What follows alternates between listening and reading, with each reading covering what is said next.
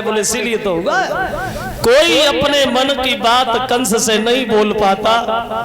सबसे बड़ी मुसीबत आई लाल पियर कपड़ा बांधना महात्मा लोगों पे सबसे बड़ी भाई क्या दशा बनी महात्माओं की। हाथ न में कड़ा, पाए न में कड़ा, बगल न में रस्सी पड़ी भई, जेब में चना अध जला साग और तसले में रोटी सड़ी भई। तो कंस बोला है का बताओ। अब तो ये मथुरा का भगवान कंस शादी के लायक हो गया है। कोई ऐसी लड़की बता जब शादी करें। तो एक ने बता दिया महाराज मगध के रहने वाले जरासंध, और उनके घर में दो लड़कियां हैं, दोनों ही जवान हैं, तो वहां चले जाओ उनसे शादी कर लो। कंस बोला कोई बात नहीं, आज ही जाऊंगा। वो एक से नहीं दोनों से शादी करके आऊंगा, बिना लगुन टीका के ही जाऊंगा। चल लिया है कंस। वो इधर जरासंध की जो लड़कियां हैं अस्थि प्राप्ति नाम है दोनों का, वे दोनों के दोनों चंद्र बदन उजियारी, प्रभु में घर में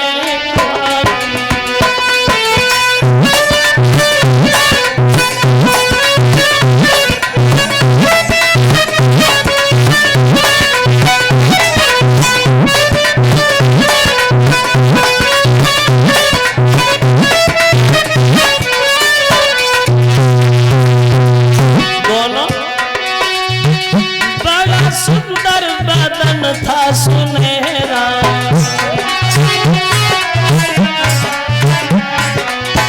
दमके चंद्रमा सा चेहरा,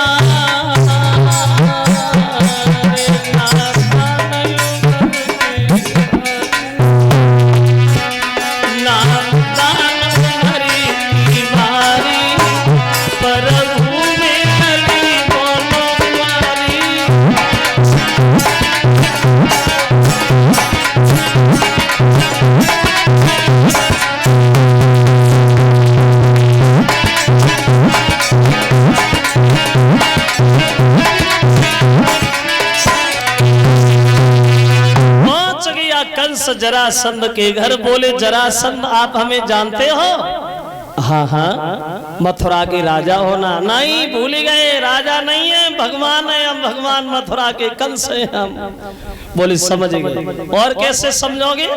हमने सुना है कि तुम्हारे घर में तुम्हारे दो लड़कियां हैं और दोनों ही जवान हैं। हाँ हाँ सही सुना है, इसीलिए तो सही समय पे आया हूं। एक काम करो, दोनों बेटियों की शादी मुझसे कर दो, और शादी करने में जरा भी आनाकानी की नतीजा गलत हो जाएगा, क्या समझे? तो जरासंध बोले देखो कंस भैया अगर भगवान हो तो मथुरा के हो, हमारे मगध के थोड़ी। और रही बात शादी तो होगी, कुंवारी तो नहीं रहेंगे। लेकिन ऐसे थोड़ी होगी जैसे तुम भागे चले आए। कैसे होगी? बोले मेरे घर में एक कुबलिया पील नाम का हाथी है, उस हाथी के अंदर 10,000 हाथियों की ताकत है। अगर तुमने हाथी को युद्ध में हरा दिया शादी पक्की, और मारे गए माफ करना। कंस कहने लगा जरासंध तुम हमारी ताकत आजमाने की कोशिश कर रहे हो, बोला हाथी को। उधर से हाथी भागा और इधर से कंस भागा। हुआ क्या रे, होना क्या था? तो कंस राजी और हाथी में फिर डट गई भाई लड़ाई।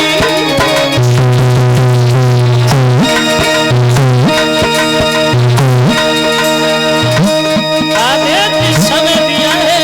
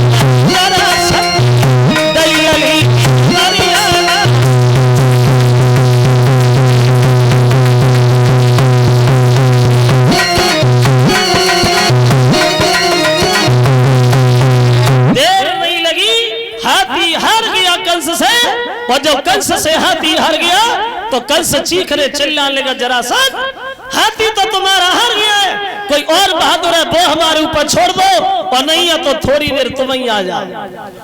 बोले हम समझ गए। दोनों बेटियों की शादी कर दी, अब वो कुबड़िया पीड़ हाथी जो था वो दहेज में दे दिया। बोले इसे भी ले जाए, इसका हम क्या करेंगे। अब शादी करके चला आया कंस। अब तो दिन प्रतिदिन अत्याचार ढाता ही चला गया।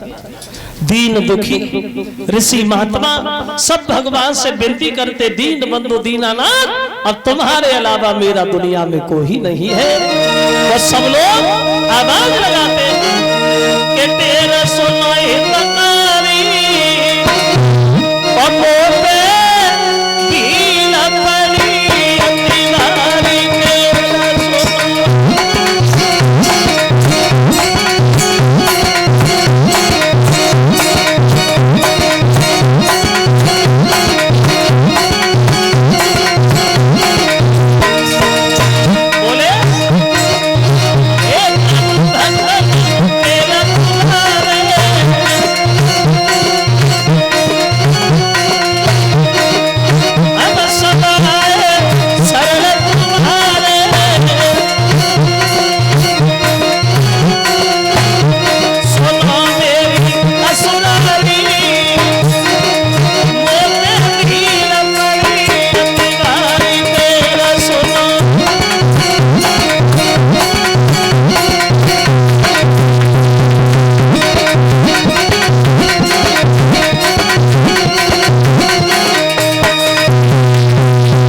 सब लोग भगवान से विनती करते हैं तो भगवान इशारा देते देवताओं, तुम भी जाओ भूमि पे और धरो यादवी रूप, और आऊंगा यदुवंश में मैं बन के यादव भूप। तुम सब देवता यदुवंश में अवतार लो और हम तुम्हारे राजा बन के आ रहे हैं। अब इधर देवता अवतरित होने लगे हैं। अब आप इधर कंस के घर में देखे थोड़ी देर, कंस के जो चाचा थे देवक, इन देवक के घर में इनके 7 लड़कियां थी, और ये 7 लड़कियां वसुदेव को ही ब्याई गई थी। ये वसुदेव कौन थे? बोले ये वसुदेव जो थे ये सूरसेन के लड़का था। और सूरसेन के लड़का थे? बोले ये सूरसेन देवमीड़ के लड़का थे। तो देवमीड़ के नाती हुए हैं वसुदेव। वसुदेव 10 भाई थे। रहते कहाँ थे? बोले ये वसुदेव बटेश्वर के पास एक सौरीपुर गांव के रहने वाले थे। जब 6 बेटियों का विवाह हो गया वसुदेव से, सबसे छोटी बची है देवकी, जिस देवकी को कंस अपनी सब बहनों में से ज्यादा चाहता था, देवकी से ज्यादा प्यार करता था। तो एक दिन वसुदेव से बोला, बहनों साहब इधर आ, भैया तुम्हारी आदत बहुत अच्छी है, तुम्हारी आदत से हम बहुत खुश हैं, इसलिए हमने सोचा कि हम अपनी सबसे छोटी बहन की शादी भी आपसे करें। कहो कैसी रहेगी? तो वसुदेव बोले हम क्यों मना करें, हम तैयार, एकदम तैयार।